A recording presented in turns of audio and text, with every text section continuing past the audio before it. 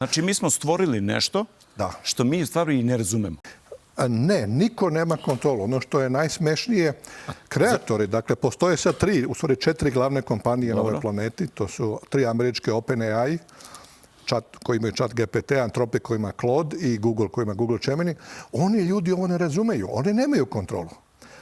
Ako slušate njihove, dakle, niti razumeju ovo o čemu pričamo, oni su u stvari njihovi grčevi i njihovi spazmovi su sada kako da pokušaju da zadobiju kontrolu i celu ovu priču. Međutim, sa te strane, apsolutno nemaju kontrolu. Znači, oni su je praktično izgubili. Ovo ide van kontrole.